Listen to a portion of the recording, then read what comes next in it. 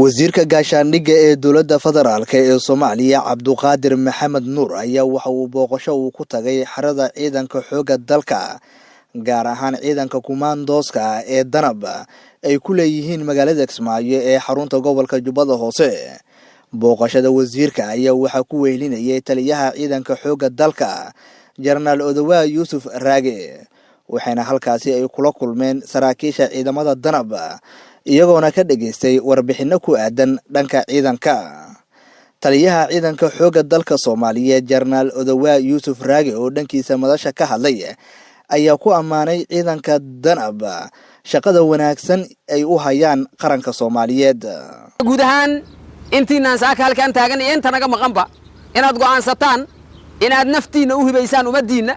inaad dhiigiina u bixisaan iyo dhididkiina dadkiina iyo dalkiina inaad ugu adeegtaan umadiina si hagar la'aana oo shaki la'aana inaad u bareertaan wax kasta ee culays iyo caqabada ah ee jira si aad u badbaadisaan umadiina ugana qabataan cadowga ay ugu horeeyaan nimanka qawaarijta oo maanta baneestay naftooda iyo maalkooda sharafkooda iyo cisigoodana ku ciyaaraya inaad ka dul qaadaan runtii waxay leedahay micno kale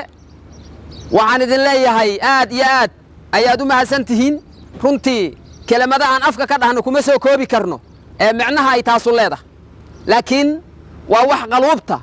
madaxda qaranka idinkugu jira waa wax qaluubta bulshada Soomaaliyeed idinkugu jira waana wax dabcan taariikhdu ay qori doonto qof walba muwaadina ama qof walba oo sameeya dabcan taariikh sameeya maalinta uu ku jiriyo hawlaha adag waxa laga yaabaa inaan la wada arkayn laakiin waxa dhici doonta maanta waxa aad samaynaysaan maalin buugaagta laga akhristo oo ay qormaan.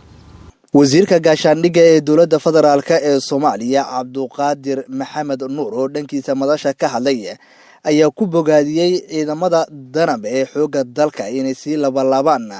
shaqada ay u hayaan bulshada Soomaaliyeed si loo ciribtiro argagixisada al-shabaab. waxa xaqiiqo ah guud ahaan ciidanka xoogga dalka Soomaaliyeed iyo taliskooda shaqooyinka ay dalka ka qabteen in shacabka Soomaaliyeed guud ahaan ay ku diirsadeen.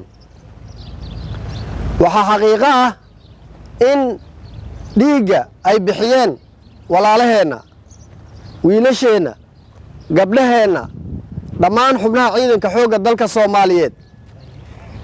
uu yahay miraha maanta ummadda Soomaaliyeed ay ku naaloonayso. sidaad la socotaan dalka guud ahaan wuxuu ku jiraa dagaalkan eheluu leeyahay sida shay walba iyo maaragta wax walba oo laga shaqeeyo ehel gaara oo cilmi u leh ay u leeyihiin. ehelka dagaalka waa ciidamada qarabka sida nimanka khawaarijta oo culmadeeni Soomaaliyeed ay ka fatwoodeen dhiigooda iyo maalkooda inay xalaal yihiin oo qarankeenina guud ahaan sharcigiisa idin banaynayo in lala jihaado waxay muddo ay dhib ku hayeen ummadda Soomaaliyeed oo ay koow ka tahay cirdigooda maalkooda naftooda wax walba oo diinta islaamku xarimtay ayay nimankan khawaarijta ah ummadda Soomaaliyeed ku hayeen. qadar iimaan dhaqane warbaahinta qaranka Kismaayo.